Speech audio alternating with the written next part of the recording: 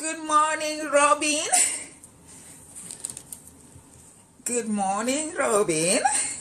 Good morning, Robin. Today is a special day. Welcome to my live, guys. I'm waiting for our guests. So I've come in early because we like keeping time. So today we are here with Louise and we have a number of questions to ask her. It's going to be a very, very productive session. So guys, you're welcome to my live. You are welcome to my live. You are so welcome to my live. Hey Robin, I'm glad. I'm so glad. I am so glad.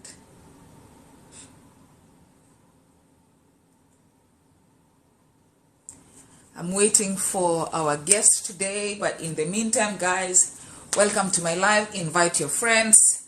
It is Breast Cancer Awareness Month. Today we are talking about double mastectomy. So this week is just fully mastectomy. The decisions, the reasons why we choose to go that route, and the pros and cons for going that route. Okay, so this week we are covering quite a lot on that. I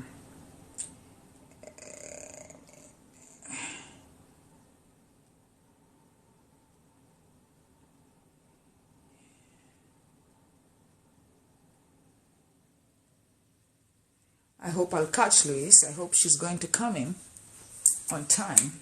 But guys, today is when I tell you, please tap your screens and share the live. We want to learn about breast cancer as usual. So I hope you're going to bring in your friends, bring in everybody, let them come. Today I may even tap my screen by myself, but I hope you're going to have people to come. It's going to be a wonderful session. We are starting in exactly 9 minutes. So I hope Louise is going to be able to. There she is. Okay, so it's her first time doing this. I hope she's going to have clicked. Louise, I've clicked invite. So when you accept it, then you will be able to come up. So let's try and see if it will work. Have you seen the link isn't showing up? No, I've sent you an invite. Can you see? Tap on it. You talk to yourself out? Louise, do you see? I'm clicking on invite to you. I'm clicking on this invite. You will see on your screen. You will see it on your screen. I'm inviting you. Or you can click on guests. Can you see guests on your screen? Can you see the guests place on your screen?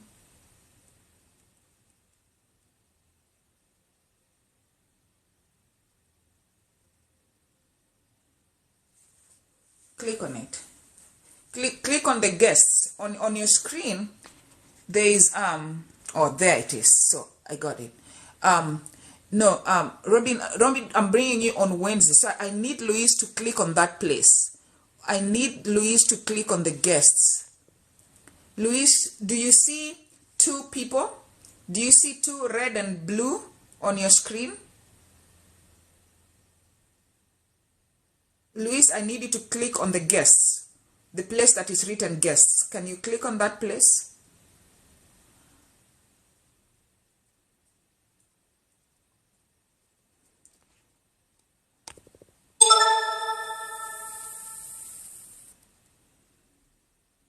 Thanks so much, Robin. Thank you so much. There you are. Woohoo! That Louise. Oh my God, I'm so excited.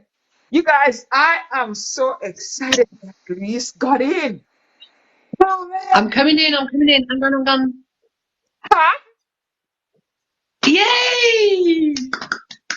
What is your yay? We are not wearing any shirt today. We are not wearing any shirt. At exactly time we are going to take out all the shirts. Oh, I was so worried then. Can you hear me? I can hear you. That's Yes, how this you is do it. brilliant. That's how you do it. At least today you got to go live, and now you will be going live. Even when you're running and doing your stuff, you'll be going live. I'm live with Candy Diana. Good Yay! job. Good job. So nice to officially meet you. I'm so honored to have you on my platform. Oh, I'm so pleased that you contacted me. I can't, honestly, this is amazing, isn't it? It's so amazing. Yes. I saw on my organization page, my assistant posted a link to your news. And I woke up and I saw this on my profile. I'm like, whoa, who is this crazy woman who does crazy stuff by herself? And I was like, I thought I was the only crazy one around. And I said, Oh you know no. what? I have to get in touch with Oh, this crazy one. oh, it's fabulous. Oh my gosh. Right. So, oh, I'm so pleased to meet you because we have not spoken, have we? We've just been No, texting no. And it's like I'm speaking to my sister. It's like I've known you for centuries. across the ocean. Oh my God, I'm just so happy. I'm so excited to meet you. But officially, I want to tell you, my name is Diana Awor, and I'm so glad to meet you. Today is all about you. It's not even about me. It is all about you. I love what you're doing. I love what you're Oh, thank you. doing. Love Thank what you you're so much. Yeah. Well, so what I do is I run topless. I run don't yes, marathons. don't say what you do. Don't say it. Don't say don't say yes. You guys, we have 4 minutes, guys. Tap your screens. Bring in everybody, please. Today I'm tapping myself. Bring in people. We are about to go topless, and I know when we go topless, that's when you guys will start coming in. We are about to go topless here to make you see the face of breast cancer. Many Yeah. times we just have all those pink ribbons and everything, but that doesn't send the message so fast as seeing exactly what it is. And that is what Louise does. And that is what I do many times when people will come and insult me. Louise, this is the platform where I have all those people coming to harass me and insult me. So get ready for it today. Sometimes they report me to TikTok and TikTok closes me down. Then TikTok realizes that No. no, this lady is not naked, and TikTok brings me back. So it's usually so funny here what happens. But I'm just so glad that we are here. So I sent you the questions we are going to go through Yeah. slowly, and I'm going to give you time to exhaust them, and we are going to be reading questions down here. I have one. Shali, you will be up here on tomorrow. So I want you to listen to Louise, and then from what Louise will say, I want you to be able to take the show tomorrow. So Shali is a little girl, a young girl. I call her young because she got a diagnosis with breast cancer in her 20s. She's in her Oh gosh. 20s. Yes, so that's how much it's affecting people right now. So this is the moment, guys. I am going. Louise, are you ready? Are I'm you ready? ready. Yeah, girl, yeah. Woo! And the show begins, guys. Woo! I'm so glad to have you. So, guys, you know me, and those that don't know me, my name is Diana. I am Candy Diana. I am a breast cancer thriver. I call myself that I thrive. I just don't survive this thing. I thrive. And today is not about me. Today is about this lady, this beautiful lady you're seeing here from the UK. I'm going to give her a chance to introduce herself to you. There you go, Louise. Right, guys, hi. So I'm Louise Butcher and I'm from Devon in the UK. And I got diagnosed last year. I had a mastectomy in June and August. I had this one in June, this one in August. And I ran a marathon 6 weeks after my second mastectomy. I ran a marathon. It kept me focused and going. And then in April this year, I ran it topless to spread awareness for breast cancer, to show people, like Diana said, it's not about pink ribbons. It's not about pink t-shirts. This is the reality. You know, this is what people need to see.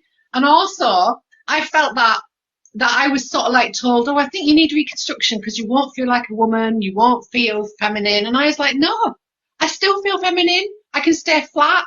There's so many benefits, isn't there, Diana? There's so many benefits to staying flat. And I just thought, no, so I went out there and I ran 26.2 miles flat, proud.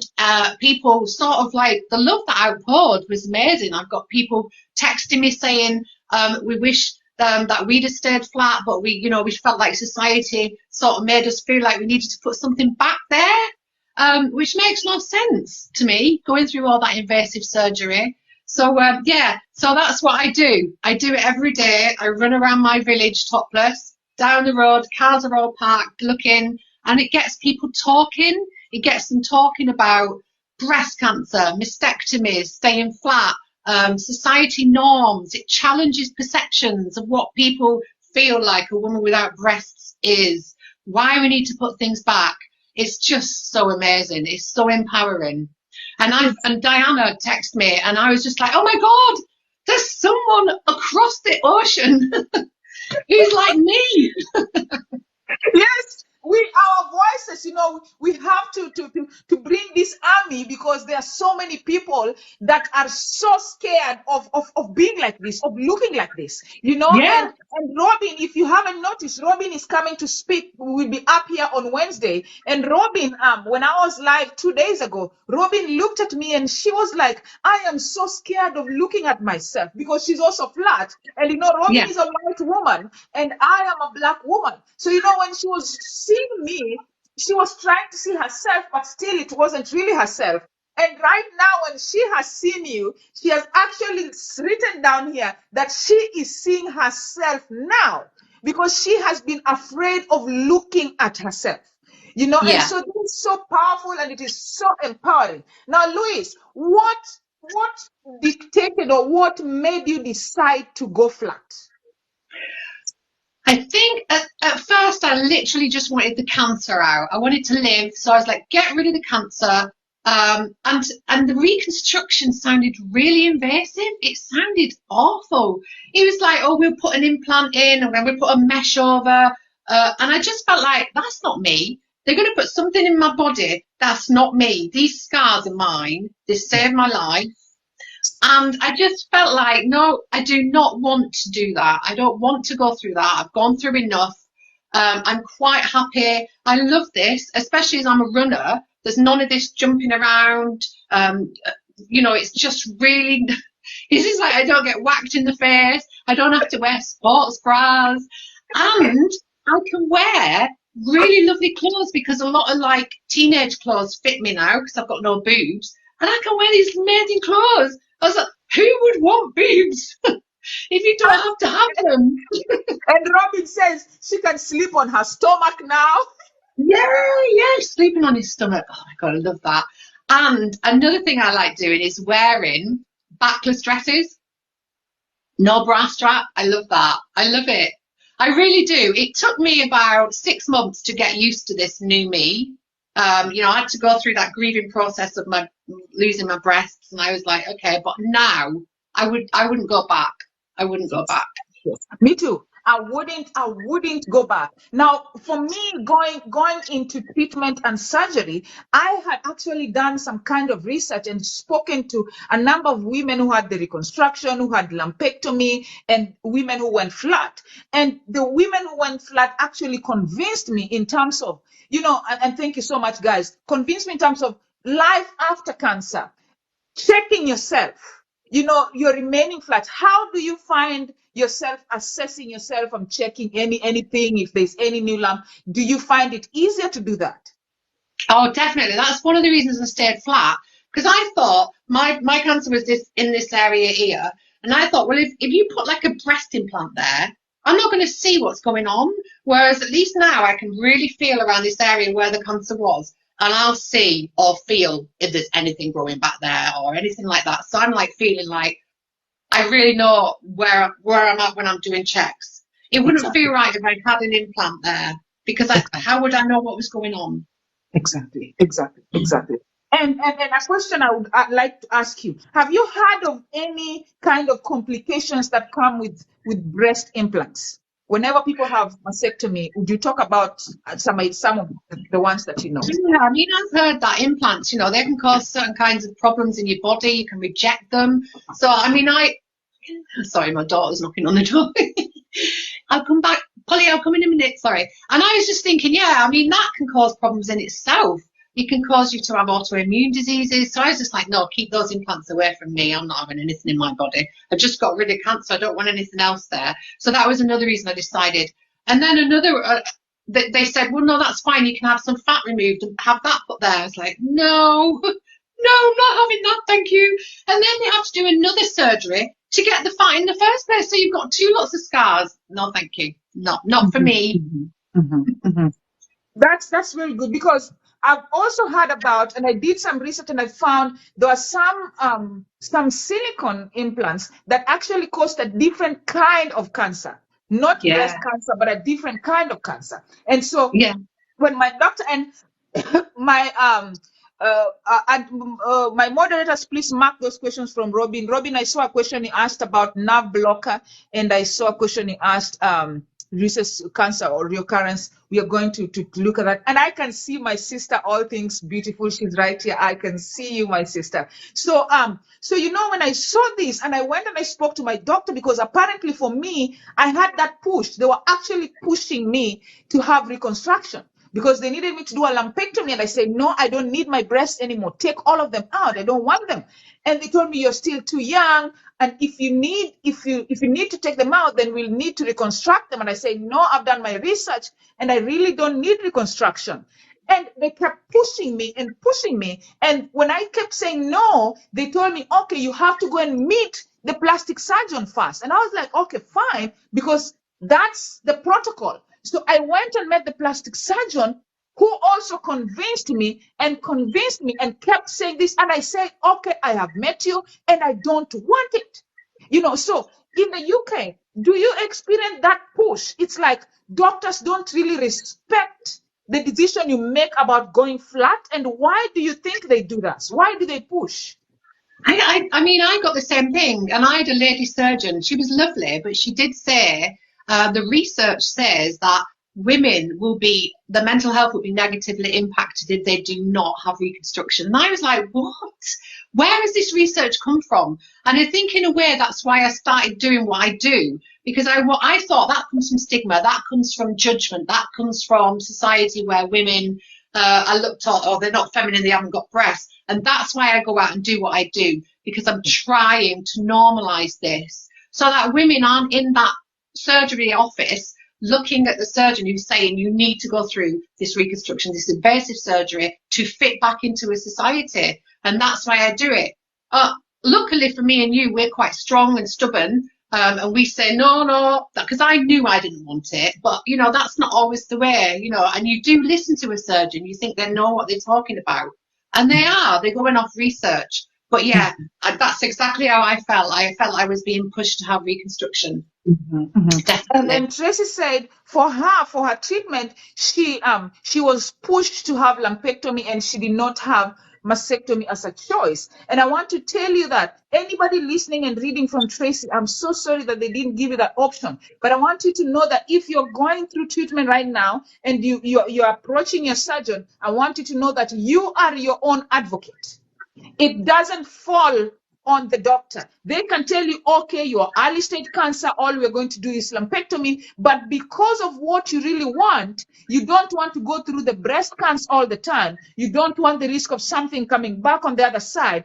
I would advise you to put your feet on the ground, as long as it is your own insurance and you know the pros, because that mastectomy has a lot of pros. You list your pros and tell them, look, this is what I want, and because I want quality of life after treatment, I don't want lumpectomy. And that is what I stood for, because I wanted quality of life, and I wanted to come back to my home and say, you know what, Diana, you made the right decision. So push for it. Do not. Now, Tracy, there's a question we've been asked here by Robin. She asked, were you put on any nerve blocker when you're going for mastectomy? For me, I would say I'm not sure. I don't know. I did not have any conversation about a nerve blocker. Do you know of that?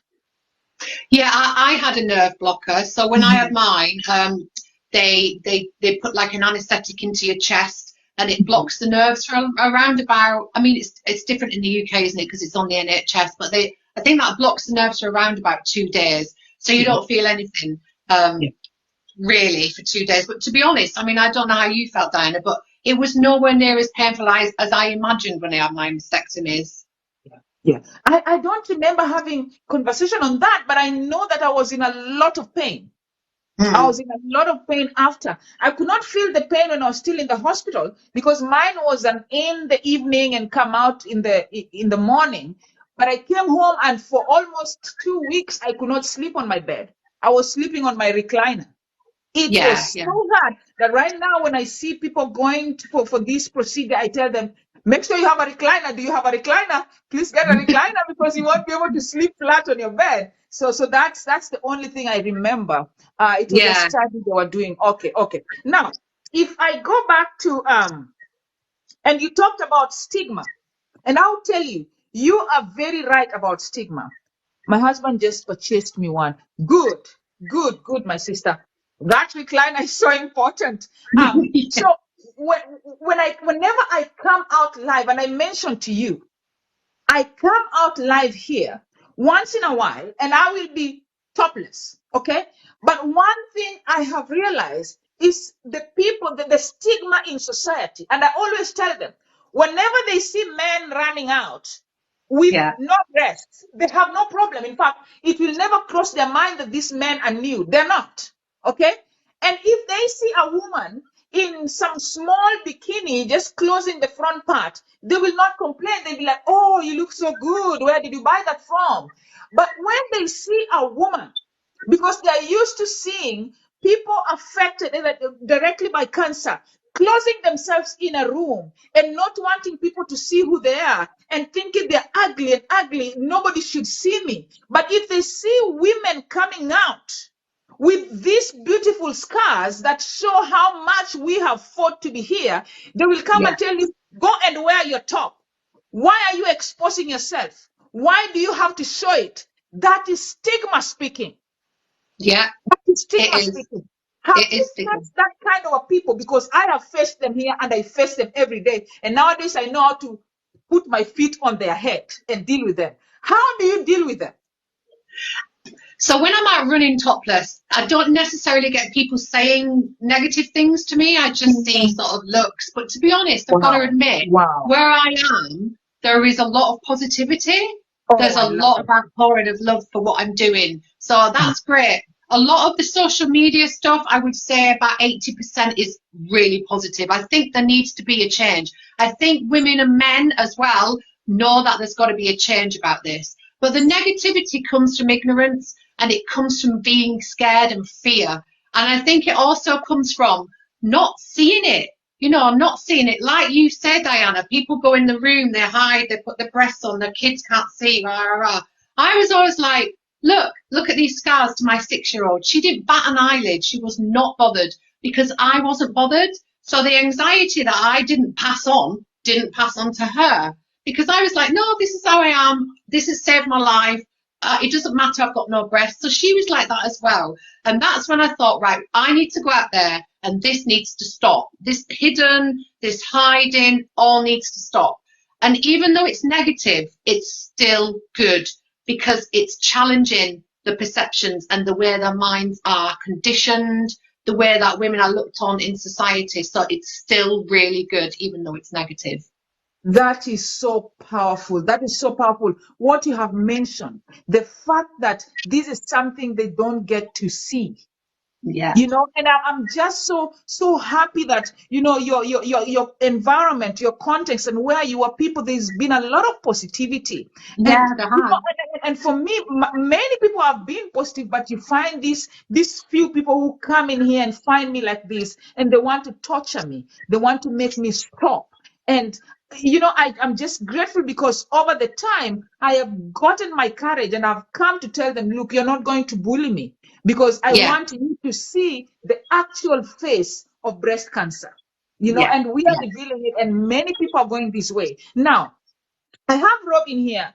You women have me crying. Robin is crying, and I'm so glad, Robin, that you're crying because there's something that is letting out of you. And I'm having you here on Wednesday. Remember, I'm going to put up your flyer after this. Robin is having, and Robin, there's something I'm going to encourage you to do. And I normally talk about it here, that I'm someone who saw a psychiatrist. I'm someone who saw a therapist. If you need even further help, because I know what we're doing right now, we are touching a certain part of you because you are seeing yourself in us. Robin has made a statement here because Robin is going to talk about she had reconstruction and it did not work. It made her sick, and then it had to be removed. And you see, this is somebody who did not want to remain like this, but things not working forced her to remain like this. What would you say to Robin? Because she has written here and she has said she does not feel beautiful at all.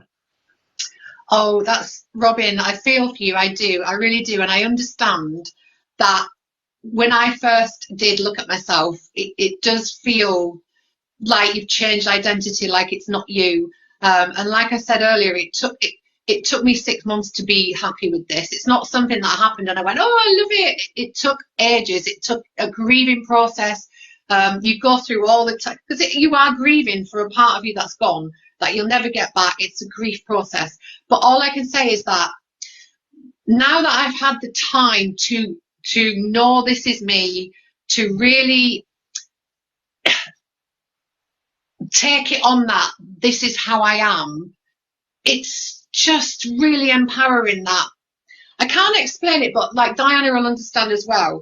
I think it's kind of like if you can sort of detach from yourself as a person being a body and you are the energy within it, rather than it being about the way you look or the fact you haven't got breasts, rather than about what the inside shows. Because I've got to say that a lot of women might feel that men won't find them attractive because they haven't got breasts anymore. But I've got to say, from the positivity I have got from men who look at me in awe, who look at my bravery and courage in awe when I'm running down a road, past cars, past people going, what the hell? I'm getting tattoos on my back.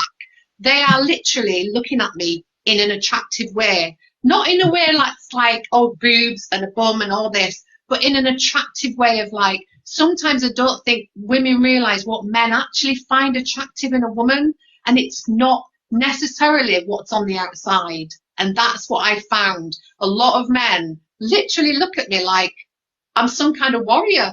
And I'd never seen that before. And it used to wind me up when they used to look at me boobs, to be honest. I was a bit like, look at my face. Can you not listen to what I'm going to say? So in a way, it's been quite empowering because now they look at me for me. Do you get that? Do you understand that, Diana? Mm-hmm. I do. I completely do. And Robin, I'm going to again say something related to what Louise said, because even for myself, even though I went into treatment, I went into surgery knowing this is what I wanted, I knew that it was going to shock me after. And I remember the morning when I was going into my surgery, I made my husband take a picture of me. I told him, please, I want to come back and look at who I was like before, because I can't believe I'm not going to have this in a few hours, And I walked into the surgery room, and when I came out, I had all this strapped on me. And my sister was taking care of me. So when she was taking it out to drain it and for me to see how it was, she actually was telling me, don't look at it. Don't look at it. But the day that I looked at myself, I cried. I cried. I also did not accept myself immediately. I wanted it to go that way, but it was so painful to see how I looked. And so, Louise, Robin, I'm telling you, it is going to take time. And like Louise told you, it is not, your beauty is not the external of you.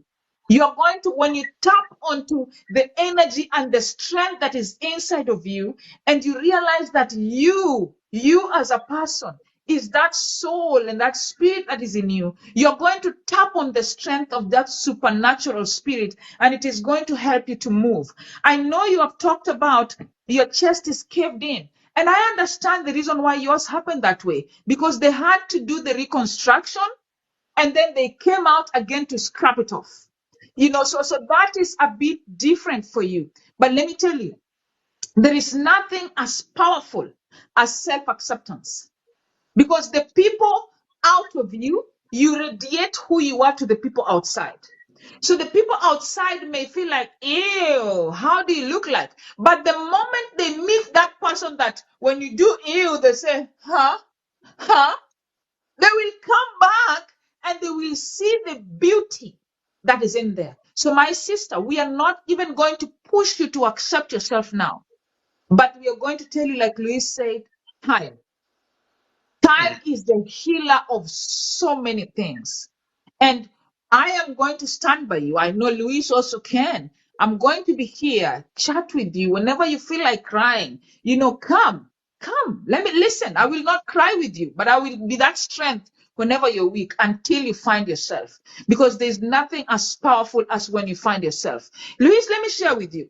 When I had this, when this happened, my mother was not for it.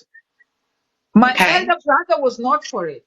I remember my brother, and this takes us now to the myths Yeah. of mastectomy. My elder brother was like, no, you're going to lose your balance because women, and this is an engineer. This is an engineer telling me I'm going to lose my balance. He told me, women are created with the breasts. So if you take them out, you will not be stable. And I'm like, huh? Okay. I see a lot of women who are flat and they're stable. And then the next thing, my plastic surgeon actually told me, oh, with time, your arms are going to be like this. And I'm like, I work out. I walk straight. Wow. How are my arms? I see all the people that went flat. I don't see their shoulders like that. So all these things were not making sense to me. My mom was like, oh, my child, do you really have to do that? I say, yes, I have to. And after my surgery, my mom always was like, I wish the cancer got to me and not to you. I wish I'm the one who did not have breasts. So they forced me to go and get prosthetics. And anytime I could get out of the house without prosthetics, my mom, hey, my daughter, come, you're forgetting something. Wear Oh your dear prosthetics. me. Please wear your prosthetics. So I ended up, and my daughter, you talked about your daughter. My daughter would not want me to go to their school with no prosthetics. So when I started seeing the psychiatrist, because this was disturbing me, the psychiatrist told me, do not do what others want you to do. Do what you want to do. What do you want to do? I said, I wish my family would just allow me to remain flat and accept me whenever I move around. And I see my family mocked my faith because of I got cancer. Robin, I'm going to talk about that. So as the psychiatrist helped me to work on my mind and to work on living by my rules, I started riding my bicycle with nothing, topless. And my mom started saying, why must you do that? It just shows you're struggling with something. I said, no, Mama, you are struggling with something. You are struggling with something. And I started riding my bike. And if you look at my profile, I took my kids riding the bike and I'm right there with them topless. And we are walking out. And then my daughter started accepting Mama. Yeah. And then my younger kids, they now started coming, and initially they could not come close. So my babies come and say, Mama, no, gone. I say, yeah, gone. Mama is fine. And now these babies are so used to me like this. My mother is so used to me like this. And my mother now is proud of, the awareness that I'm creating. So the psychiatrist was right. Yeah. When you stick by it, the people around you will start seeing it Yeah. for what it And we'll is. accept it. Did And we'll did accept you it. have you heard of or encountered some of the similar myths that people were telling me about when you are making I, the decision? I've never heard the one about the shoulders. That's and I've got to admit, no, I haven't heard the balance one either. Oh, They are like freaky. I should But move to the UK. yeah. But yeah, you're totally right, Diana. As soon as you accept it and you go out, the people around you will accept it eventually. Eventually. It's just fear. It's just fear. Everything surrounds fear, doesn't it? It's all about, we don't know how this is going to be accepted. What are people going to say about you? And I just felt like when I started doing it, my runs topless, that I'd been through cancer.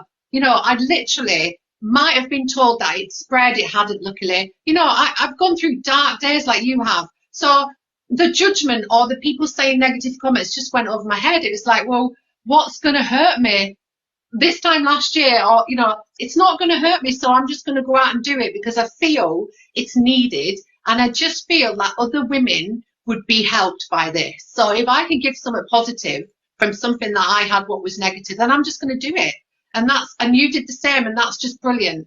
And I'm really proud of us both. I am really proud. I am so proud of us too. Now, one question I would like to ask you. You're married. Yeah, I'm married, yeah. How was it for your husband when you're making that decision? And how has he become a support system in this specific decision that other men find very difficult to support? So I think my husband Paul, he just wanted rid of the cancer. He was just so get rid of this cancer. You know. So to be honest, this whole losing my breasts, he never really came into it, and he never really mentioned that. And to be honest, he was just like, I don't care how you are, it's up to you. I just don't want you to die. When I first did my marathon topless, he wasn't actually here. He'd gone up north, so he wasn't here. And I kind of said, "Oh, I'm going to run the marathon topless," and he was like, "Really?" But he supports me, whatever. I think he just thinks, "Oh, she's doing this for a good reason. It's positive reasons." And I'm kind of like, "Well, if it's helping, I'll support her." So he's been really supportive. To be honest, I mean, I think if he hadn't, I still would have done it. I'm kind of that kind of person. I'm a bit stubborn, but the fact that he does support me really helps. It does help, definitely. I think when you've got that support, it helps. Yes. And this is the time I normally say thank you so much to your husband. My husband, and I normally say here, my husband also really supported me. And I remember his support did not come immediately because when I Okay, was making that decision, he was against the decision. You right. know, he wanted me to go for the lumpectomy. And I understood, my husband thinking, oh no, so my wife, how is my wife going to look like? And I looked at my husband, I sat him down and I told him, thank you so much, Zahabu, for your support. Thank you so much. And I told my husband, look at our babies. Our kids that time was 6-year-old, 1-year-old, and 5 months old. Wow. Yes. And I told my husband, is it about the breasts or is it about improving my chances of survival? What would you choose? Would you want me to be here for them for a good number of years, God willing? Because I told him, for me, the outside aesthetics and outside beauty that people would want to see, that is not important to me at this time. The most No. important thing to me is for mama to be around for these babies. And I want these babies to grow up because I heard people talk about, and I've encountered people that say, oh, my mother gave up, or my loved one just did not want to. But I Yeah. want my babies to, whether or not I'm here, if I'm not here, I want my girls to stand and say, my mommy did everything to be here with us. Mm. And one thing that my surgeon told me, my surgeon wanted me to have lumpectomy. However, after my double mastectomy, it turned out that I did the right decision. I made the right decision. And I'm going to explain to you. My surgeon came back and told me, Diana, I respect the decision you made because this cancer was an aggressive one and you became very aggressive on it. Wow. Okay. And let me tell you why. Going into, and I'm going to allow you to make a comment on it, but going into my treatment, I am someone who found the lump. Was your cancer on the left or on the right? On the left. Me too. You're my sister. Woo! The cancer was on my left. And I found the cancer 2 weeks after having my baby. 2 Right. weeks. And the milk duct on the left was blocked. Okay. So the milk was coming from the right when I pumped, but the left side had no milk. And I remember mentioning to my husband, I said, I think I have cancer. And my husband said, how can you say something like that? You do not have cancer in your family. You are under 40. Why do you say that? And that discounts what they say that over 40. No, people are getting cancer even under 20. So that is an X. Check yourself. Yeah. So I went in, I told my doctor, hey, I think there's something here. My doctor said, no, those are just milk. You're nursing a baby, so it's nothing. Don't worry about it. And I came back home and I pumped my milk out, and then something came out and I touched it and milk started gushing out. And I was like, Okay. yes, this is it. This is cancer. But I went back and I checked, they sent me back home. So Louise, it was a span of 4 months. I was in and out. This doctor sending me away, this doctor sending me away. But I stood my ground. Self-advocacy. I advocated for myself. A cancer that could have been a stage 0 cancer was officially diagnosed from May to November. Now they Wow. were diagnosing with stage 2A. Yet they could have found me at stage 0. Are you Yeah. guys listening to me? If you people have not gone for your mammogram this month, please do. If you feel something in your breast, if you are a woman that is nursing a little baby or you're pregnant and you feel anything strange in your breast, thank you so much, Kate. I need you. We need you. Stand your ground. Advocate for yourself. Women that are nursing and breastfeeding are always ignored because they are told you're feeling milk. You're listening to a woman who found cancer pretty early. Even though they told me I'm still very early, I could have been way early. I could have been something called in situ, 0. Okay? And so when I went in to this doctor and they officially diagnosed me, they told me I was an estrogen. If you know, there's estrogen, progesterone, Yeah. Yeah. HER2, Yeah. and triple negative. But guess what? When they diagnosed me with estrogen, I said to myself, I am not going to be treated in this hospital. This doctor is not going to treat me. Thank you so much, guys. This doctor has caused me a delay for 5 months. I am moving to a different hospital and to a different doctor. Okay, you guys, please make sure you have to thank my guest, not me. Leave me. I want you to bless Louise this morning. I want you to bless Louise for the work she's doing in the UK. Please, I want to see Louise numbers going up. She doesn't even know what's happening. She doesn't even know what it means. But I need, thank you guys. Louise is our guest today, not me. You see me here every day. Thank you so much. I appreciate you guys. Thank you. God bless you. Thank you. So when I changed doctors and I changed hospitals. Do you know what happened? Something that they thought was estrogen, and they wanted to delay my process like plastic surgeon because they believed it was estrogen, very high estrogen. When I insisted on having my surgery, the day that they took me to surgery and 1 week after, Louise, the most scary thing happened. I was called in by the surgeon and I was told, you did the right thing. Wow. Because you know what? They took the tumor for a test and it came back with a bit of triple negative. You've heard of Oh, triple negative?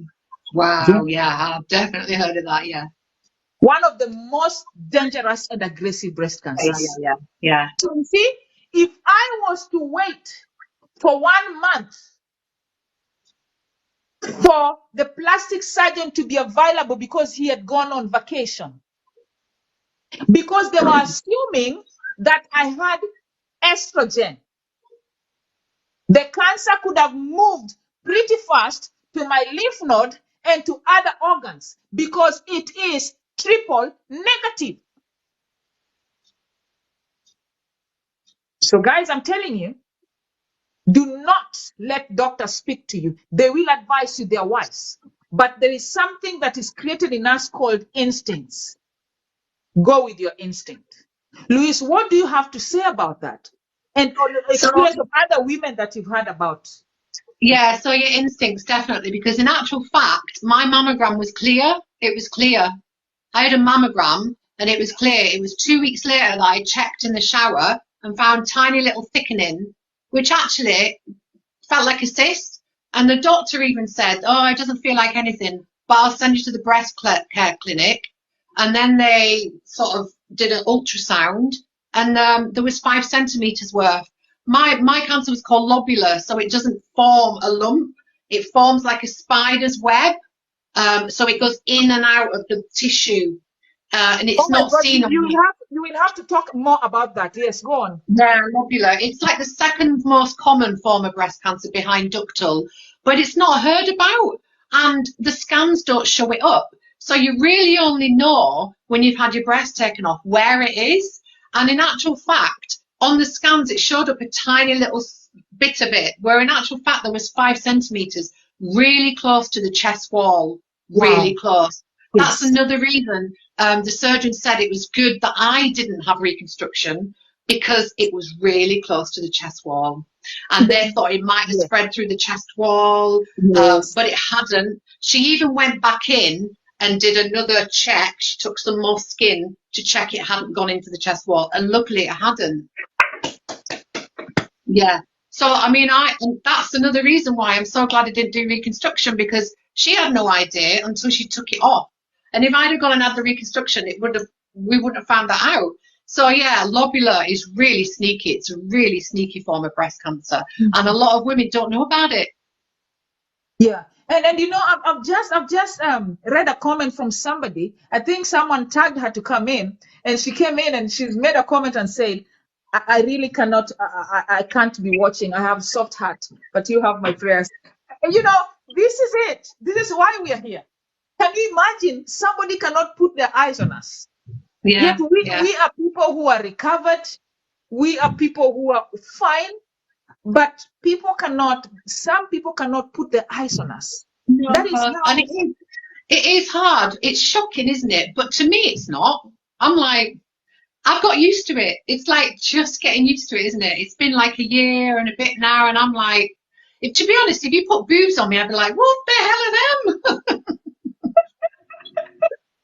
now, you know, today you've spoken about the lobular, and now I'm getting to understand the lobular, because whenever I create awareness, I normally tell women, when you're checking yourself, make sure you check the breast, of course, lift it up, all around it, check it. But then do not forget to lift your arms up and check your armpit, because there are some type of breast cancer that does not reflect in form of lumps. But many times you will come and find that maybe it has gotten to the lymph node, and the lymph node Yeah. is swollen. So today you've mentioned the lobular, and you've said the lobular is not the lumps, but like webs. So it could be this is the type of cancer that I've been talking about, because I wasn't really, yes, I've heard of lobular, but I did not know that the lobular does not have lumps. What kind of signs should people look for when they're thinking of lobular? So lobular is sometimes it can, if it's near the nipple, it pulls the nipple in. So because it's weaving in and out of the breast tissue, it pulls in. So if I put my arm in the air with my breast was there, it would sort of like look dimpling. It would dimple in the skin because it was pulling it in. Any kind of, I mean, you can get the little lumps, because mine was a tiny little lump. But what happens is the lump's there, and then it grows like a line and goes onto another little lump. And then, so it ends up looking like a doily, like a little sort of spider's web. And the problem with lobular is, because it doesn't show on the scans, you know, you can go for a mammogram and it doesn't show up. So you really have to do your self-checks as well. And that's anything like thickening, something that's harder, the skin feeling harder somewhere, that's that sort of thing, not necessarily a big mass. And like you said, check the lymph nodes as well. Yeah. Oh yeah, that makes sense. And then I've seen a man. There's a man here that is rich man. You're putting some crying emoji. You don't need to cry. We are not here No. for tears. We are very happy women. We are not crying and you're crying. So that is why we are here, for you to stop crying, because there's no need to cry. But thank you for the We're not crying crying emoji. now. But yeah, Yeah, we're not if crying. you put a lot of the crying emoji, TikTok is going to close us down right now. You know? And then somebody else said this, and I'm going to have you comment on this. Someone said, thank you for showing me that I don't have to be afraid to go through this. Louise, can you talk to Millennium about that? About her comment? I mean, just there's nothing to be afraid of in terms of when you accept yourself. Like, you can see me and Diana are just happy, thriving, we're living our lives, you know. It's not something that ruins your life once you learn to accept it. And I think once you do that, like you say, is when you just realise that your body is just carrying you through life. It's not something that you are. I always found that when I realised that what I wasn't this, then everything was fine. It was fine. And as you get older, your body changes anyway. As you get older, you're not going to look like you did when you were 30, 40, 50. So you're kind of adapting. I mean, I'm not saying as you get older, you're going to lose your breasts, but you adapt when things change. Yeah, you know, your hair goes grey or goes thinner, your skin wrinkles. Any type of aging is adapting to the way you look, changing. You know, we can't all look young and beautiful all our lives. It's beauty's from within. It's not this. It's not this. Beauty from within. And speaking of what Louise has said, I've seen 2 comments. Somebody has written, "What the hell?" Oh my God. I have seen your comment, and you know what? I'm like, what the hell? What type of comment is that? You know? And then I saw another comment of a man who asked, are you still women? I'm going to respond to you, and Louise is going to respond to you. I'm going to say, what makes a woman? Does breast make someone a woman? No. There are so many things that make someone a woman. And if, for instance, you're straight, because we have people representing different LGBTQ and all those, and I respect everybody. But if you're a straight man who, for instance, married your wife, who is a woman, did you marry your wife because of the breast? Because if you married your wife because of the breast, I'd rather, you know what, instead of marrying a woman for the breast, nowadays there's a lot of prosthetics and things that you can buy and stay with them in the house, instead of bringing in a woman who you really don't love, but you love the breast only. So that means you would be the men that I see, a lot of them, that when your wife faces breast cancer and loses the breast to breast cancer, you end up divorcing your wife. Let us ask each other this question for men, and I like posing this whenever somebody brings a comment like that. Why are you married to your wife? If your wife faces what Louise and I and several people here faced, are you going to leave your wife? Is it for sickness and in health, really? Louise's husband and my husband are heroes in our lives. They have stood by us, and they have actually shown us that they did not marry our breasts. They married us, and we are women. We have powerful women inside of us. And if you can hear our voices, we are women. We have not told you that we are changing gender. We are not talking here about gender. We are talking here about breast cancer. And that is why it has been very important for us to come here and take out our tops, because you are used to seeing the pink ribbon. And when you see the pink ribbon, you have never asked a question. If we could have come here adorning our shirts and putting on pink, you could not have asked us, so are you still women? So we are provoking this reaction, and we are glad that it is happening. We are glad that it is happening. You know, so as we are going to finish off the live in about 10 to 15 minutes, we are going to allow questions from you guys. Louise is in the UK. I am in the US. However, I am a native of Kenya. And I do a lot of this because I create a lot of awareness in my country, Kenya, because many women and many men, because men also go through breast cancer. They don't, Louise, they're not privileged to get the kind of treatment that I got, that you guys get in these developed countries, you know. And then something that actually shocked me is the follow-up, Louise. Let's talk about the follow-up. Because when I went to cancer on my ministry and mission work, I ran 2 nonprofits that feed cancer patients. I went to talk to women in a town called Eldoret, and I was shocked because I'm talking to them about still going to the hospital. I finished my mainstream treatment in 2021, but every 4 months I started going back in. Then it went to 6 months. And they were taking it to 1 year, but I told my doctor, no, don't take me to 1 year. Keep me in 6 months. I still want to keep it 6 months.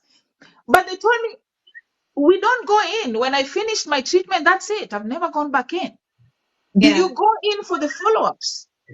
I go in every year. I get yearly follow-ups for 5 years because I'm on the estrogen tablet as well, because it was estrogen positive. I take the estrogen tablet for 5 years, which takes away all the estrogen, because obviously and estrogen cancer is fed by estrogen, which is our hormone, isn't it? You know, so that's It's a another thing woman's that we have to go through. We have to go through the menopause, the fact that we've got no estrogen in our body.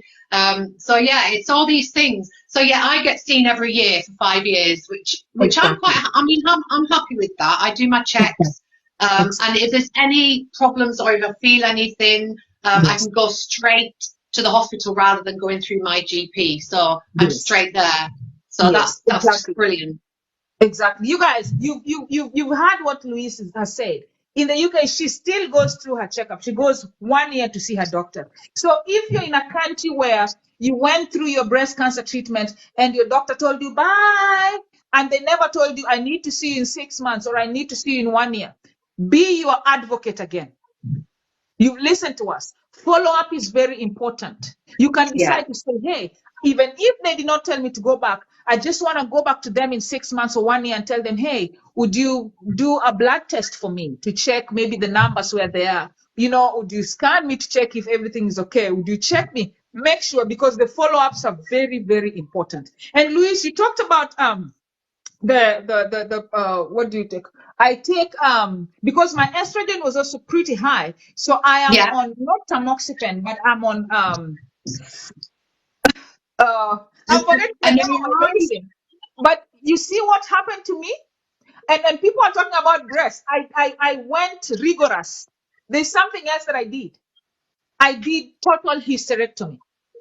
You know, because when they told me pretty aggressive under 40, and somebody had come and whispered to my ear, one of my deans at my college and one lady from Kenya who works in the DMV area, she told me about going through cancer treatment, taking tamoxifen, and then in 2 years' time, the cancer was back. She found it in the armpit.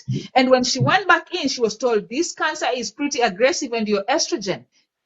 Take out your ovaries, because the ovaries produce high loads of estrogen to the body. And so when she told me that, I asked my doctor. You know, they told me no so many times, but I put my feet on the ground. Thank you guys so much. And then I ended up having all my ovaries taken and my uterus. And that made me now take the other alternative of the medicine of people who are on menopause. You know, if you're somebody, if you guys are listening here, if you're a young lady, many times doctors will not give you that option if you're still having kids. And if you insist, then they will give you an option of saving your eggs for you so that you're able to get your children. But usually it is a very good, it offers good chances also. It also improves on your prognosis. So guys, this has been very productive. Now, Louise, I had another question for you as we were closing up. I had what are the cons? You know, we've talked about the pros of this. Have you experienced any cons, any negativity about it that would say, okay, this can make me think maybe I should not have? Do you know, I've got to be honest, and no, there's nothing that I ever think I'd really like my boobs back or I really miss them or anything. No, definitely not. And that is the truth. I don't ever think there's anything negative about the way I am now. Definitely not. You know what? Me too. I think, guys, for real, and I'm not lying to you, and I know Louise is not lying to you. I don't look back and regret. No. I don't regret that I decided to take out my breasts. I don't. Because the things that I was being told about losing balance, I work out so much. You can see everywhere in my house, I have all this. I walk into wherever I do my sports. I walk wherever I'm on my treadmill. I have never lost my balance. And if you look at my shoulder and you look at Louise's shoulder, our shoulders are not bent. So the things that I was told, the myths around, if you do this, then this, if you do this, then this, those were lies. And it is all positivity for me. And like Louise says, she can wear dresses that she could not wear. The young girl, nice hippie dresses, she can wear that. And then for me, there's another thing. You know, when women go get into their houses, they say, I'm so tired. They open their bras and they throw their bras out there. do we throw anything, Louise? No. When you get to the house, you don't throw anything. And you said when you do your marathons, there's nothing that's bothering you about, No. And there's one very important thing, Louise, that I want you to share. I want you to share. What was it that you were about to do before you were diagnosed with breast cancer? Before we finish. I was about to do the marathon, the virtual London marathon, which is when you run near your home, but there's an app that makes sure you do the 26.2 miles. And I still did it, even through my surgeries. Yes. I kept running and I kept training, and then 6 weeks after my second mastectomy and 3 days after radiotherapy, I did that marathon. I did it in 5 hours, 5 minutes. So, if you want to do something, you'll do it. Yes, yes. And you know the reason why I asked you that? Because many people assume that if you are physically fit, if you're working out, then you can never get cancer. Oh, no.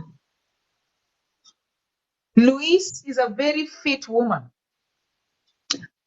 She was working out and running and doing her marathons even before her diagnosis. So do not ever assume that you cannot go for your mammogram, you cannot go for your health checks just because you're a gym person. No. Our environment is so infused with chemicals, industries, and the things we use, the food we eat. Sometimes you may not even know the food you're eating in the restaurant is just GMO or it has preservatives. There are so many things that can cause people to get cancer. So do not ever assume that because there's nobody in your family who ever had cancer and you work out or you're young, you will never get cancer. Do not ever make that assumption. We are here. I was under 40. I got breast cancer. Louise is here, very physically fit woman. Jumping even. Louise, talk about jumping from a plane. Oh, yeah, I did a plane jump. I did that about 4 weeks ago. I jumped out of a plane. Oh, it was amazing. Was that the first time you did that? Yeah. Before I got cancer, I wouldn't have had the guts, but since I had cancer, I just don't care. I'm like, just whatever, I'll do whatever. Oh, it was brilliant. It was so good. You make me laugh because whenever I fly, I'm so scared. I'm always trembling, like the turbulence scares me. But after cancer, when I start getting scared, I say, why am I even scared? Already I got cancer. So what is it? What is a plane crash? And it's so funny when I think of that, I just start laughing. I just laughing. So I'm seeing some people getting here and asking, what is happening here? What is happening here? We are here creating awareness about breast cancer. This is October. October is Breast Cancer Awareness Month. My name is Diana. I'm in Houston, Texas. I am a breast cancer thriver. I thrive. I don't survive. And Louise is my pink sister all the way in the UK. And she is also a thriver. I'm making her a thriver, not a survivor. and you guys are free to follow all of us. Follow Louise, guys. Even before we leave, guys, if you can press on Louise's name, follow. Press the button, follow. She does a lot. And especially if you're a woman who's gone through this and your confidence is not there, Louise runs topless. She runs topless. She jumped from a plane topless. She's going swimming topless. She is loud out there. So many media channels are looking for Louise right now. So I know that you will be motivated just being on her page and watching her. And I am so motivated watching her videos. Okay, so please, you follow Louise. And Louise, before we end, what is your final parting words of encouragement to someone who is just being diagnosed right now and they are confused? They don't know what to expect. They're thinking, oh no, my life is over. What words of encouragement or what can you tell them? So yeah, I mean, it is hard when you're first diagnosed. I'm not going to say it isn't, because I felt, I mean, I was in a dark place. But I've got to admit that I went out and I advocated myself, really. I researched sort of Facebook pages of women who were going through similar things, breast cancer pages. I found the type of breast cancer I had. So I was talking to women who had lobular breast cancer. And also on those pages, I found that, You had survivors on there. You had people who'd been through it 10 years ago that were still chatting on there. So you could see that there was hope. You could see that there was people out there who'd lived through it and survived it, and they were happy and they were doing this, that, and the other. So I'd say do that. Find people who are going through similar things to you. Talk as well. Be open about what's going on, you know, with your family and friends. And really lean on them, like, you know, that's what they're there for. I found that I needed so much support, and that is really crucial, to be honest. If you shut yourself off and don't talk and just, you know, sit in your room, it's not going to help your mental health. Also, like Diana says, is advocate yourself, you know, speak to your surgeon, speak to the doctors, make sure you get what you want. Not what someone's saying is best for you, what you want. You know yourself, you know your own body. That's what I did, that's what Diana did. You must advocate yourself. It's all about fighting for your choices. And that's why I do what I do, to give women choices, you know. So that's all, you know, that's what I can say. And really, it does get better. It does. I can't say that enough. It took 6 months to a year, but I am so happy now. I am so happy. I'm grateful every day when I wake up that I'm still alive. And that, to me, that's all that matters. I don't care about this. You know, I am alive. Like Diana says, to see my kids grow up. At the end of the day, cancer can kill you. It's not about what you look like. It's about the fact that you are going to live. That's all I can say.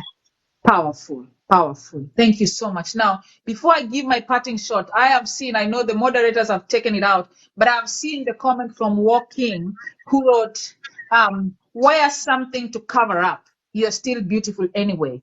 Walking, that is why we're here. That is what we are not covering up anything. When we come here to create awareness on breast cancer, we are not covering up anything. And let's be very factual about this. If we were covering up, Walking, you could not have come to our life. You could not even have wanted to step in and see what's going on. But you came because we were not covering up. And that is what we want. We want you to come and see us, because Walking, when you go to the gym, you are always wearing your shorts. You don't wear anything on top as a man. We know you do that. So we don't know what problem you have with us who don't have breast. We are not exposing any nipples. We are not exposing any areolas. We are not naked at all. And we are here to tell women who, like Robin, are suffering from going through mastectomy, and they think they're not beautiful. And they think that they cannot stand and face the world. They think that where women are standing as beautiful, they are not counted. Well, you know what, Walking? Where women are standing as beautiful, Louise and I will be leading the line. Yeah. And you will not force us to cover up nothing.